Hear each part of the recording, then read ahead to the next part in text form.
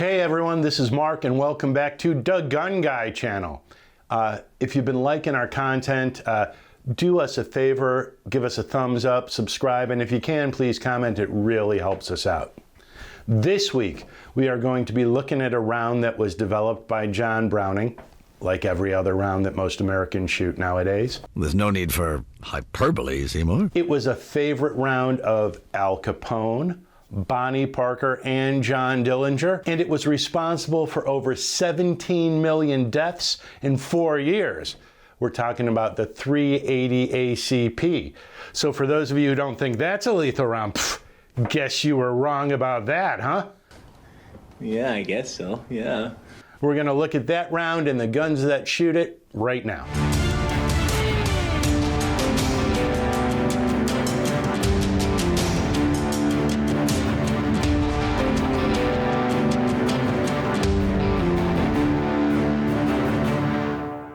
$17 million deaths, really? Well, technically. So what I was actually talking about was the gun used to murder Archduke Ferdinand, which started the First World War, was actually an FN 1910, and it was chambered in 380 ACP. So technically, that chamber killed over 17 million people through the course of the next 4 years. So John Browning, in 1908, developed the 380 ACP, and it was loosely based on the 9mm, which was designed by Ruger in 1901. Now, John Browning also had his own version of this 9mm round, and that was originally the 38 ACP, which then became the John Browning 9mm long. He then turned the 9mm long into the 9mm short, which became the 380 ACP. Yay! So the real difference between a 9mm and the 380 is about 2 millimeters. So a 380 ACP comes in at 9mm wide and 17mm tall, while a 9mm comes in at 9mm wide and 19mm tall. So size really does matter. Right around the turn of the century, the semi-automatic handgun was starting to grow in popularity. And Colt wanted a concealable version of this. So enter John Browning, the granddaddy of all American firearms really, and the Colt model 1908. This was a semi-automatic pistol striker fire that was chambered in 380 ACP. 2 years later, FN, Fabrique Nationale, would come out with their version of this, which was the FN 1910, and that would have what's known as a triple safety. So it would have a grip safety, an external safety, and an internal safety on it. And that is the actual gun that was used to murder the Archduke. So the Colt model 1908 became popular right away. It became one of the most favorite guns of Al Capone. He was known to always have one on him. Bonnie Parker of Bonnie and Clyde fame also would always carry one of these as her sidearm. John Dillinger actually was found to be carrying one of these when he was shot outside of the theater in Chicago. So for some reason, because of the concealability and the low recoil, these became a favorite gun for outlaws throughout the United States. It was also a very popular gun in World War I and World War II, with at least 5 different militaries adopting some version of this gun. Czechoslovakia developed the CZ-VZ38, Hungary the FEG-37, the Netherlands and Yugoslavia all used the FN 1922 as sidearms in their military. The Italian army used it extensively, but they used a version created by Beretta, which was the M1934. It was also used extensively by the German military as officer sidearms, but with the Walther PPK, which also became a favorite gun of James Bond in all the Bond movies. The Colt 1908 was also given to American officers in tank units as their sidearm. In fact, George Patton carried a Colt 1908 for a significant portion of his military career. Now, after World War II, the 380 started to lose popularity in favor of the 9mm and the 45 ACP. So the little guy was really losing popularity to the big guy when concealability wasn't as important a factor, particularly in the military and the police. However, in civilian life, it still was a relatively popular round. Then around the 1980s and 1990s, when there were advancements in gun manufacturing, the 380 really saw a resurgence of popularity. And that kind of brings us to where we are today, and we're going to take a look at some of the modern 380 guns. Particularly, we're going to pay attention to pocket pistols today and see which may be the best 380 pocket pistol out there. What I really wanted to focus on in this particular video is pocket pistols. So I kind of wanted us to go back to our roots with the 380 ACP. I believe there are at least 18, quote, pocket pistols, unquote, that are chambered in 380. But we're not going to look at all of those. So I really want to talk about something you can put in your pocket. It's lightweight, and you can carry it on an everyday basis. So the guns that you're looking at right now are really just for size comparisons and to kind of give us an idea of the different range of types of 380s out there.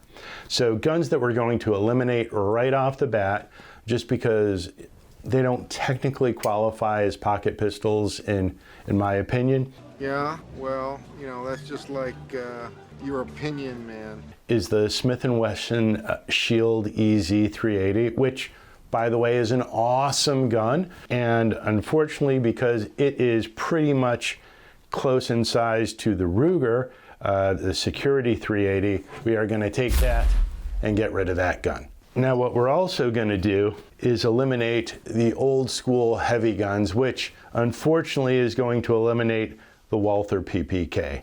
The reason being, this gun is kind of heavy. So it could fit in a pocket, but it's going to be weighing you down. So unfortunately, say goodbye to the Walther PPK too. And honestly, it just wouldn't be fair to leave the Bersa in there because it's a PPK clone.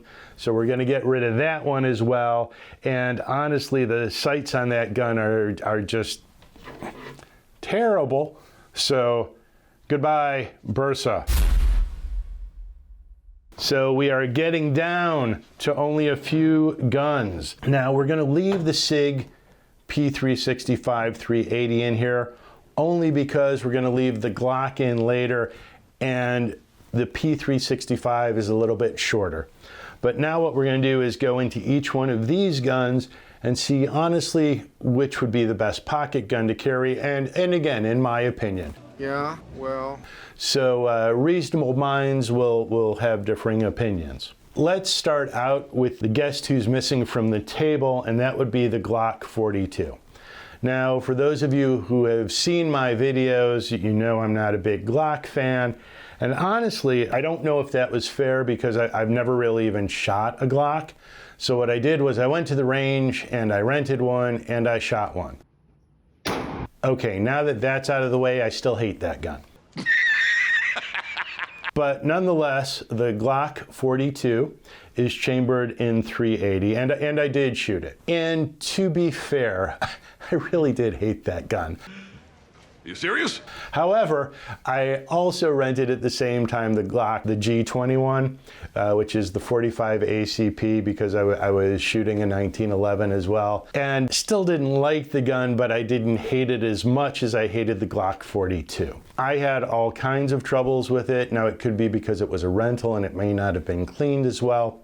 Glock is supposed to be known for its reliability. It kept stovepiping on me. So in the 3 magazines that I shot, I got at least 4 stovepipes. And at that point, I was like, okay, this really just confirms my dislike for Glock, so I returned it. However, for those of you who really like Glock and insist on it, the Glock 42 holds 6+1. And it weighs about 16.4 ounces. The barrel length is 3.25. The overall length is 5.94 with a height of 4.13 inches. And the width is just a hair under 1 inch. It's a striker fire gun with 6.5 pounds of trigger pull. I really did not like the trigger on the Glock. I also really didn't like the sights on the Glock. The only thing I liked about the Glock was returning it to the gun rental counter. Also, I personally do not like having a striker fire gun that doesn't have an external thumb safety. I know that that's a very unpopular opinion, and we can get into why I prefer that, particularly for beginners, but we can save that for a different video. Nonetheless, the Glock is getting crossed off my list right away. On a side note, Kahr also makes a very small 380, which is the Kahr CW380. I know absolutely nothing about this gun, so we didn't even talk about it. So if you have one, if you like carrying it, let us know about it in the comments. But if you're wondering why Kahr is not in here, it's not because I hate them like Glock, it's simply because I've never shot one of the Kahrs. Moving on, let's take a look at the Smith Bodyguard. By the way, all these guns have been cleared, checked, and emptied before we started shooting. I just didn't think everyone wanted to see me do that through 6 or 7 guns because it would be pretty boring.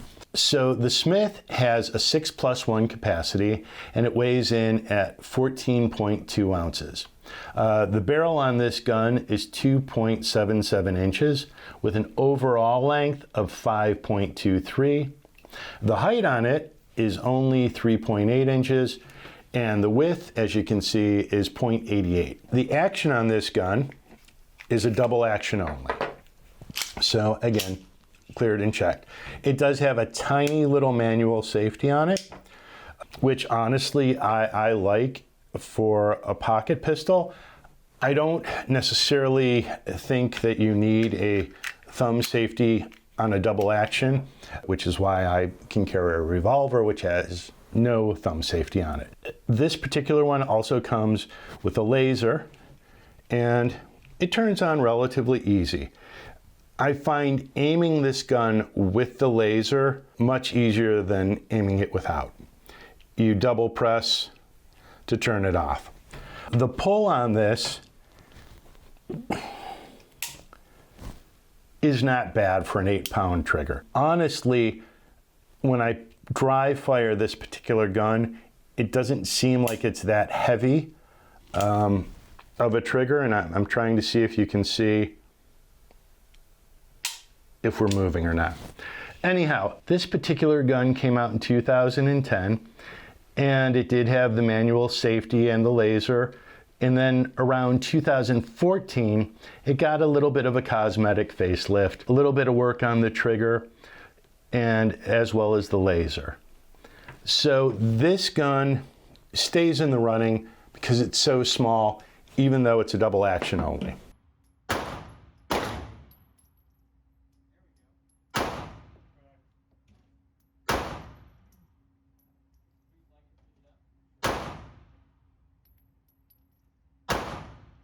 Moving on to the Ruger LCP Custom, which is what we shot because this is what my buddy had and we had to fix it up. So I figured as long as we had it, we might as well shoot it. Now, granted, you're not going to go out and buy an LCP Custom because they stopped making them. But they do now make the LCP Max. Similar trigger. They come in roughly around, the same length, but we'll go with the LCP Max. The LCP Max comes in with an overall length of 5.2 inches. The height is 4.12 inches. The width is 0.97, and it weighs 10.6 ounces. Now, the problem that I had with the LCP Max was that it is a striker fire with no manual safety, and it's a single action only.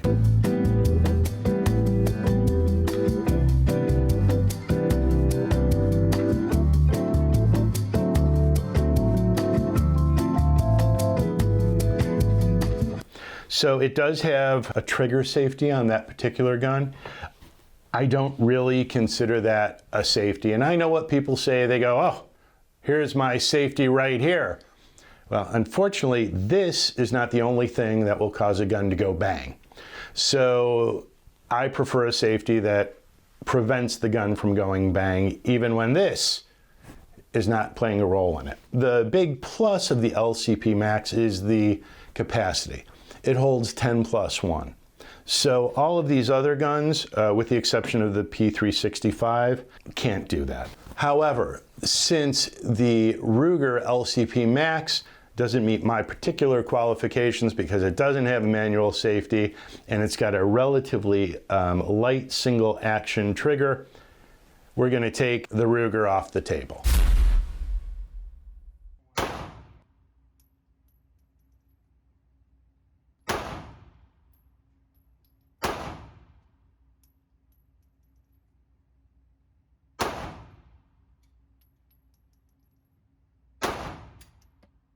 This is certainly not the most modern or most recent gun on the table, but I genuinely love this gun. So I've got to tell you guys, I'm kind of a Sig fanboy, right? And I used to carry this gun for the better part of 10 years on a daily basis. And one of the reasons I like pocket pistols and carrying pocket pistols is because I don't want to have to change my lifestyle to carry a gun.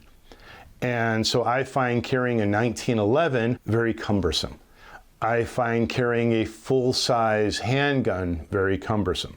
Now, there are situations that I might do that if I thought I was going into a particularly dangerous situation or I thought there was a high potential for problems, but on a daily basis, I like a gun that I can just wear and not really notice until the end of the day when I put it away. So the Sig P238, it has 6+1, and this is the extended magazine. And we'll clear this gun again since we're going to shoot this. This is kind of a baby 1911. And Sig basically made a clone of the Colt Mustang. Gotta say I like the Sig better than the Colt, which is why we're looking at a Sig. And I don't believe they actually make the Colt Mustang anymore.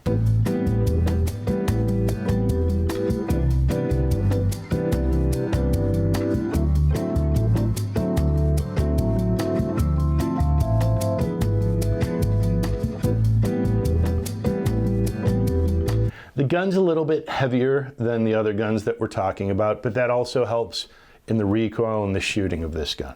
So this weighs in at 17.2 ounces. The barrel is 2.72 inches. The length on this gun is 5.5. The height is 3.96. The width on this is 1.04, and it is a single action only with about 6 pounds trigger pull.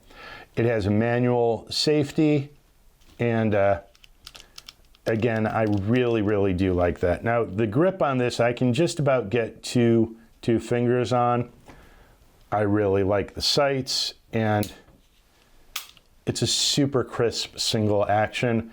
So again, this was my carry gun. This is my favorite pocket pistol by far.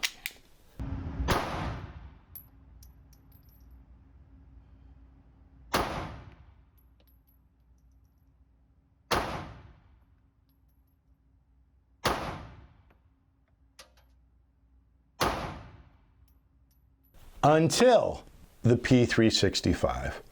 Now, when Sig came out with the P365, I saw it at a gun show. I picked it up, and we'll check this gun for you too, since we're going to pull this trigger. It's empty. Honestly, this gun just fit me like a glove. So the second that I picked it up, I really liked it. Not enough to buy it at that particular point because I didn't want to do an impulse buy. I shot one of my friends, and after that, literally left, went and bought one. This was one of my first striker fire guns because I genuinely like hammer fire guns as a rule for all the reasons that we said. However, it came with a thumb safety and the capacity is 10+1. So I really liked it and I switched to it. The Sig P365-380 has an overall length of 5.8. The height is 4.3. The width on this particular gun is 1 inch. Now, it weighs 18.5 ounces. It's a striker fire, and the barrel on this is 3.1. Like I said, I absolutely love this gun. This is my favorite carry gun. I can carry this comfortably. I can sit with it. I don't feel that it interferes at all. The only reason that this gun is on my list is because we cheated and we included the Glock G42 in our list as well. So I think that if you were to pick between the Glock and this P365, this P365 wins 100 times out of 100 times. It's got a better trigger, better sights, better capacity. The Glock holds 6+1. This holds 10, 12, or 15+1. Although we can't cheat too much for the Sig. If we do the 15, it's an extended magazine, so it does change the dimensions. So let's regretfully take this out, because even though I do carry this in my pocket, it's probably a hair too big, so we're going to take it away. And we are left with the Bodyguard and the Sig P238. The only negatives that I can see on this particular Sig is that it is selling right now online at around $700. So it's a more expensive gun. The negative to the Bodyguard is I shoot it horribly.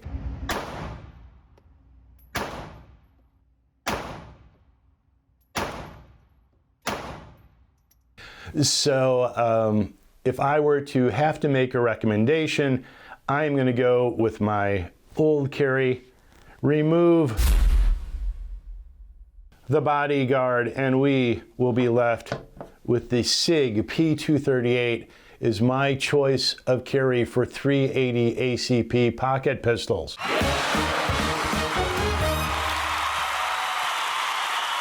Hope you enjoyed the video. If you agree with me, let me know. Like the video, subscribe. If you disagree with me, let me know. Like the video, comment, and subscribe. Thank you. Have a great week.